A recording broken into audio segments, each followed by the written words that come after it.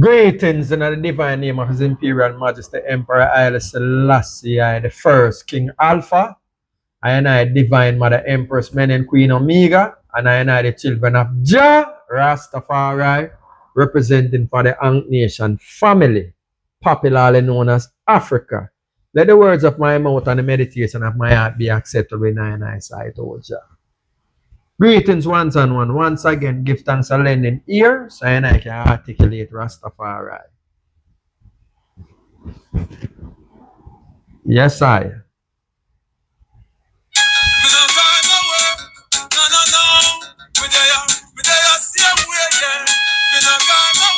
Them lose again. Rasta day upon the righteous side. If you want to know where to find me,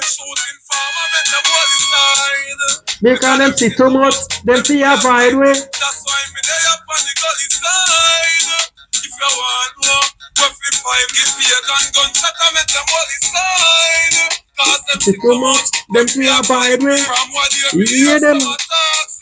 God know that's why me say them chat too much. So me tell them no clean up them heart, yeah. Because them bad mind and them damn corrupt. You are hear me? Yes. Yes, ones and ones. I still there. Rastafari. Yes. Little minute now. So first and foremost, my humblest to the dear ones them. And the ones and ones them I lend ear and I tune into I word sound. Like me say, it's a little minute now, I no black no sound. So, like me say again, my own bless. But as usual, you know the channel are one channel, Rastafari, we. And I can articulate and show the viability of Rastafari, regardless. Because the more I block the sound is the more I recognize on this YouTube space or this internet space. You have a whole heap of anti-Rasta or a whole heap of plans where they on this way. The whole objective is to try to derail Rastafari. But I know there as Rasta soldier, fit and ready to defend.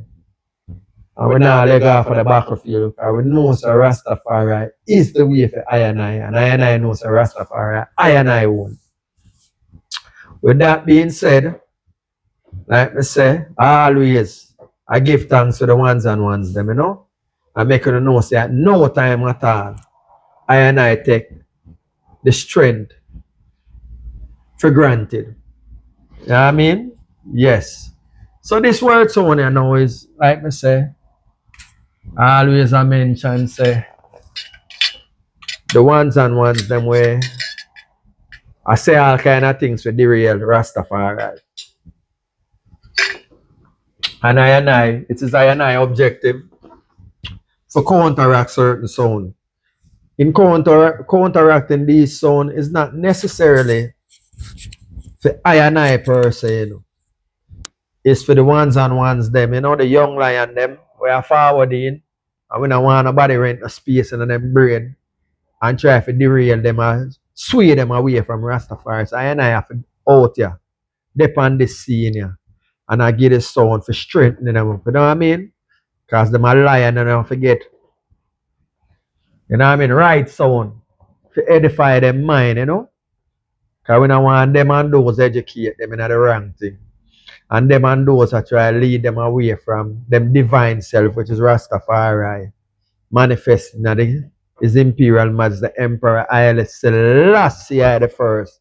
Jah Rastafari. So, as usual, you know, I always I go. So, Lego sounds. So, this sound here right now is to address or counteract some of the negative sounds and when ones and ones are them and those about against the king. So and some of them I address already, you know, but I feel like such way forward in the new one, yeah. For them new year, so to speak. You know what I mean? I'm if I march out upon them and make them know so Rastafari, the survival of Rastafari and I defend. So here goes. On November 2nd, 1930, the world saw the crowning of this little black man who was coronated in front of the world authorities, seen and unseen. But who is this little black man? There is a backstory, both earthly and biblical. Let us view the earthly plane. Born in an Asian kingdom called Demet, Aksum, Abyssinia, are currently Ethiopia. One and the same place, represented by great leaders who has maintained its sovereignty from all foreign invaders. However, psychologically, the minds of the people were penetrated through foreign ideologies of the Abrahamic faith called religion. From the 970 BCE or 10th century BCE, Hebrew penetrated with with Queen Makeda and Menelik I, bringing the Hebrews them in Ethiopia from them time there. Then you have 4th century CE Christianity, where Izana, Fermentos penetrate. And then in the 7th century, you have Islam again, and the door open up with King Nejashiyama, give solace to the Islam them, or the Muslim them, what them call the Ethiopian Asia, you know, and Europeans. The war of conquest for the mines and natural resources of the people have been an ongoing struggle. This struggle brought us to emperors like Turodos, Johannes IV, Menelik II, Haile Selassie I. These emperors are called the modernizers of Ethiopia's warrior culture. Turodos would be classified as a bad man done. Yeah, who became emperor during Ethiopia's era of princes, meaning every strong man run things, and the strongest and most shrewdest becomes emperor. From Turodos to Haile Selassie I possess these qualities. All these emperors fought for Ethiopia's sovereignty and modernization. Turodos fought for centralization and defense of Ethiopia. This led to the desire of modern artillery and knowledge of how to engineer them, especially the cannon. England refused to send skilled engineers to facilitate the teachings of showing Ethiopians how to manufacture their own cannons. To compel England into doing so, Turodos took foreign hostages, which caused conflict. Turodos wanted the know-how of building his own cannons. This led to the April 1868 Robert Napier expedition slash Bakla Magdala. For power, Johannes IV sold out to England for weapons which gave him armed superiority to becoming emperor. Menelik II stood by waiting to see the outcome to make his power play, in effect killing two birds with one stone. This division caused Turodos to lose to England. Because Emperor Johannes IV sided with England against Turodos, England supplied him with arms where he subdued Menelik along with other lords to rule Ethiopia. He fought against the Mahdist Islamists from out of Sudan, whose desire is to conquer Ethiopia for Islam. Emperor Johannes IV died on the battlefield protecting Ethiopia's sovereignty. Before his death, he allied with England, giving them a foothold into the An. Both nations fought against the Ottoman slash Islamic threat of conquering Ethiopia. When the Ottoman threat was abated, England strengthened Italy positions into the An by giving Italy control over Eritrea, leaving Johannes IV with only access to shipping rights in port of Massawa. England betrayed the agreement with Johannes in giving back Massawa port after defeating Egyptians Ottoman slash Muslim control. Menelik II fought against Tuordus and Ioannis IV. Diplomatically, he also utilized European nations in amassing arms which benefited Ethiopia later on in the defeat of Italy at the Battle of Adwa, 1895 to 96. These emperors were always strategic, showing how they utilized European nations to protect Ethiopia's sovereignty. Menelik II should have removed Italy completely from the An after the Battle of Adwa, but strategic as usual, he left Italy with the Muslim problem in Eritrea. This, this Italy used to undermine Ethiopia's authority by fermentation of ethnic and religious tension. This came around again when Italy felt they are strong enough to avenge the Battle of Adwa. This was being supported by England and France behind the scene. Hence, the League of Nations betrayal of His Majesty Emperor Haile Selassie I. After Italy's second defeat by Ethiopia with their allies, England took control of Eritrea and the port of Massawa in 1941, giving Eritrea semi-autonomy through federation status. His Imperial Majesty reclaimed Eritrea back into the Ethiopian Central Authority in 1962 with the support of American military aid. England had to stood by and watch the king being strategic once again, using America to neutralize England's interference. This birthed the Eritrean People's Liberation Front, EPLF, which eventually won their independence from the Derg regime in 1991. This was a 30-year armed struggle from 1961 to 1993. So, like I said, this is the backstory, the manifestation of the king. And hence, we're going to get to know some of the naysayers, negative sounds where them black against the king to try to dissuade I from treading Rastafari. Now, like I say, always and forevermore I go defend and counteract the negative sound against Rastafari. So this is I manifestation in doing so. And like I say again, this is not necessarily for I, no. This is for the young ones, them we are forwarding. And I tried Rastafari and them have to know. And the foundation have to strong. So the first one them tell me, one of the, I not go chronological, I just go randomly with sounds what I have heard over the years since I tried Rastafari. And even before I tried Rastafari, I declare Rastafari. So one of the one them say, coward, the king is a coward. Really? A man on the battlefield firing machine gun in Desi. Then he made through before council of elders, including Raskasa, advised him to forego guerrilla warfare and go to the League of Nations, where he went and castigate them for their cowardice to Italy. This is in relation to the second Ethiopian and Italy war.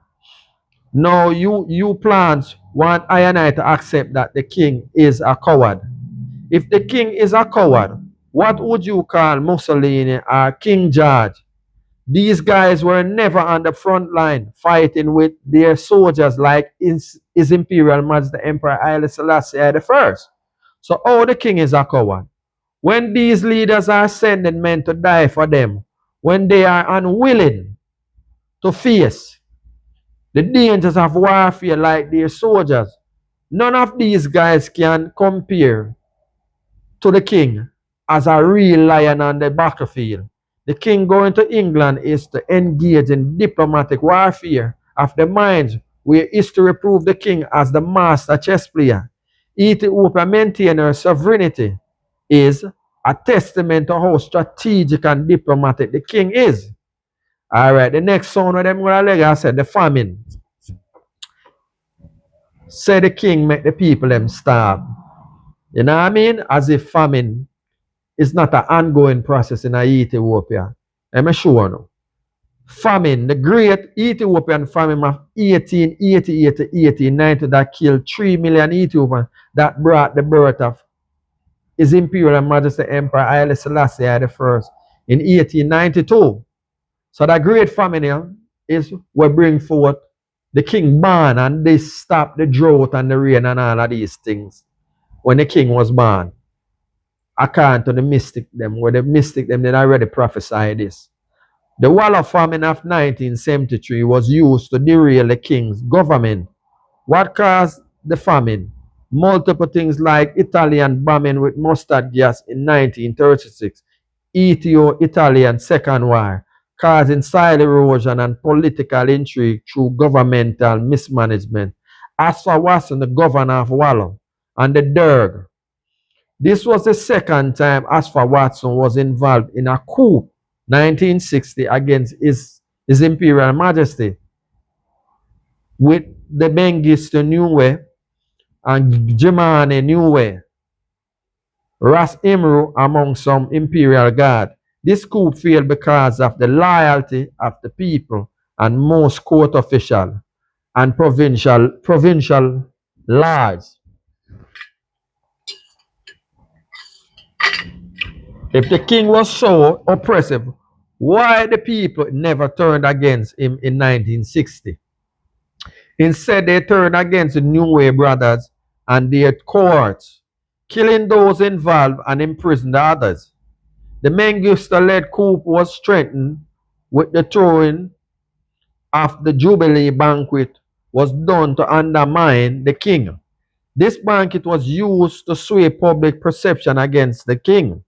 People are starving and the imperial court is having a grand time. Unbeknownst to the king, this was all applied to undermine the king's government, which sparked public outrage.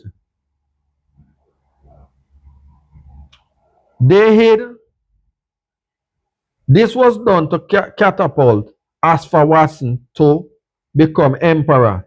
This backfired against Asfa Watson because Mengistu recognized that he could become ruler because of mass support. The people did not react like they did in the first coup of 1960 by rallying in defense of the king. With the death of the perpetrators, the king was 83. With the death of the perpetrators, the king was 83 at the time and was out of touch with the daily runnings of the empire. This was left to those who were delegated to do so. Those who should have reported to the king, like Asper Watson, hid the famine. These are the ones who think the king stronghold and power was far too long, so they hid the famine. This is inclusive of Crown Prince Asper Watson. The 1960 coup blighted his position in the king's sight. That is why the king told him, "We would have been proud to come back to your funeral. Get up." When he bowed in front of the king, attempting to feign loyalty. When the second coup came about, ironically, was in England with medical issues. This ploy backfired against Asfa Watson after the coup. Mengistu announced Asfa Watson to be emperor, then realized that he don't need Asfa Watson. The propaganda machine was more effective than the first coup attempted, which showed public sentiments was swayed towards change. Mengistu seized on this opportunity and abolished the monarchy. He became de facto ruler who went on to killing off hundreds of thousands of Ethiopians during his reign, called the era of Red Terror. Not a propaganda. Slavery. One of the main arguments Western powers used to turn the positive sentiments the diaspora held for His Imperial Majesty Emperor Haile Selassie I and Ethiopia. They knew that these slave descendants would respond with venom against the king. Even the most honorable Marcus Garvey made arguments against the king in publication where many perpetuated today not knowing the full scope of the African construct of slavery. For the diaspora, slavery is slavery. There is no excuse. This is the exact sentiment the enemy wanted to evoke within the diaspora. Unbeknown to some, They were doing their master's bidding. Slavery was a cultural tradition in Ethiopia, Africa, and the world. Before European chattel slavery, which turned human beings into animals to be bred, sold, killed at will, without no rights. Please permit to I to elaborate briefly on the African construct of slavery. Slavery was very different from the African point of view. Slaves had certain rights within the African construct. The tradition of slavery is older than European and American chattel slavery by thousands of years. Slavery was part of the economic viability of Ethiopia. Slavery was an ancient practice world over. Slavery for Africans is deep rooted like singing the American anthem, Star Spangled Banner. Now, picture someone will come now and tell them, say, yo, if you stop singing as far as the Star Spangled Banner, there were going to be resistance. There are those sons who's going to submit to the order, and there are those who's going to continue, especially them patriotic Americans, the mainstream Americans. Them now going to stop sing them Star Spangled Banner. Therefore, there's going to be issue. Now, likewise with Jamaican, or Jamaican love ackee and saltfish. You think no one can come tell Jamaican right now, just out of the blue, the government can come out of the blue and say, yo, stop me ackee and saltfish, it's bad for you. No. You hear those again who are going to comply, and they have those who are going to rebel because them just love ackee and saltfish and it's the traditional dish. No. No, this is called tradition. No, no. Within the construct of tradition, you cannot expect a country with over 80 different ethnic groups, with over 80 different languages, and about 200 dialects spoken between Oromo, Amara, Tigrinian, to name a few. Now tell how the king is going to get these people to adhere to these changes overnight. When such is the case, a 3,000 plus years tradition with economic benefits should be abolished so easily because Europeans say so. What will happen to the over 2 million slaves? What about the feudal lords who depends on the economic system of slavery? What do you think they are going to do? These, these, these are all of the issues the king have to keep in mind when dealing with the dilemma of slavery in Ethiopia. When the Western world started their propaganda against Ethiopian slavery, the sub-Saharan slavery, especially in Sudan, was in full effect after slavery was abolished by Haile Selassie the first in 1940. Note, Western media groups was not crying out against sub-Saharan slavery in 1974. How many of you propagandists even know about the sub-Saharan slavery active then and now? The king started the abolition process in 1923 and 1924. Prior to this, Emperor Theodorus and Menelik II enacted abolition slavery measures. Note, this is no rational, just the facts. Slavery was part of Italy's plan to attack in Ethiopia in 1936.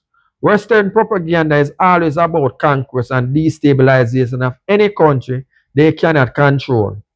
Let us watch and see what will happen with Burkina Faso, Mali, and Niger currently.